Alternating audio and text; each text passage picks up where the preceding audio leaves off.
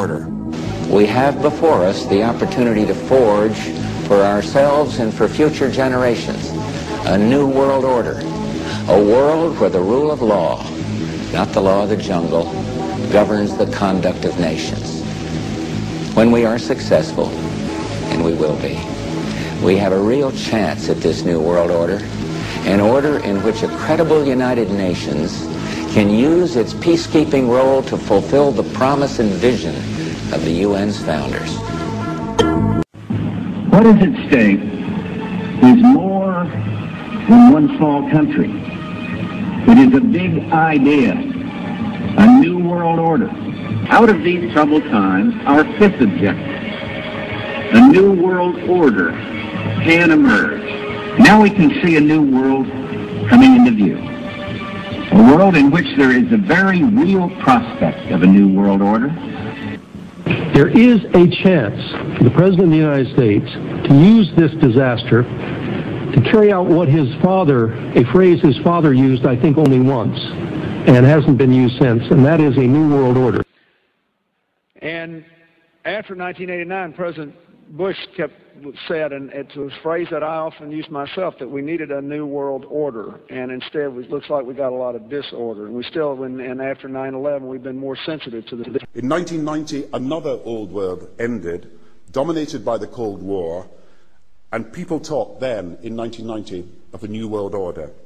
What they actually meant then was a new political order, and what was not foreseen then, but is obvious now from everything that we see and do, what we experience in every day of our life, is the sheer scale and speed and scope of globalization.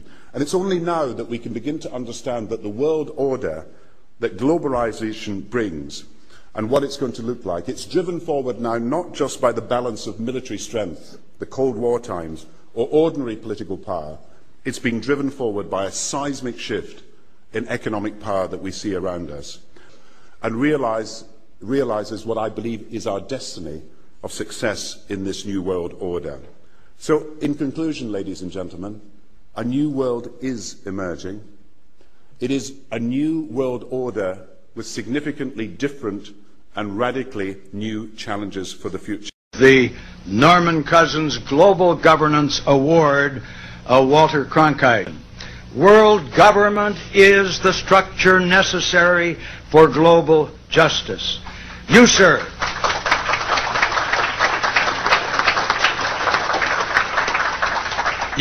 have been a lifelong advocate of this principle, and it is appropriate, therefore, that we present you with this amethyst geode.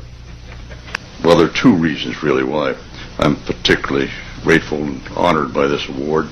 The first, I believe, as Norman Cousins did, that the first priority of humankind in this difficult era is to establish an effective system of world law. Second, I feel rather sentimental about this award and this organization, because half a century ago, Norman Cousins offered me a job as the spokesman and the Washington lobbyist for the really nascent organization called World Federalists. I was honored. He and Oscar Hammerstein met me in the Waldorf and twisted my arm quite vigorously. I chose instead, it turned out, to continue in the world of journalism. I didn't communicate my hope to my audience. Now, however, my circumstances are considerably different. I'm in a position to speak my mind, and by God, I'm going to do it. Pat Robertson has written in a book a few years ago that we should have a world government, but only when the Messiah arrives. He wrote, and literally, any attempt to achieve world order before that time must be the work of the devil. Well, join me. I'm glad to sit here at the right hand of Satan. I'm glad to sit here at the right hand of Satan.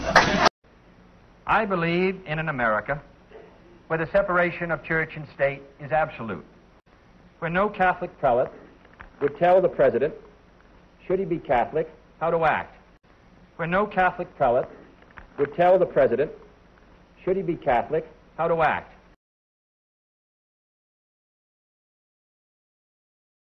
And no Protestant minister would tell his parishioners for whom to vote. Where no church or church school is granted any public funds or political preference, and where no man is denied public office merely because his religion differs from the president who might appoint him or the people who might elect him. I believe in an America that is officially neither Catholic, Protestant, nor Jewish, where no public official either requests or accepts instructions on public policy from the Pope, or accept instructions on public policy from the Pope, or accept instructions on public policy from the Pope. What if I told you that the Vatican, seat of the Catholic Church, covered up the murder of one of its popes? In September 1978, John Paul I was pope for only 33 days before he was found dead in his chambers by a nun bringing him morning coffee. Within hours, the pope's body was whisked away with no autopsy and no investigation. He was virtually erased from history. But many believe John Paul I knew secrets about corrupt factions within the Vatican that may still exist today. Is the Vatican harboring secrets so dangerous that it was willing to kill one of its own popes to hide them?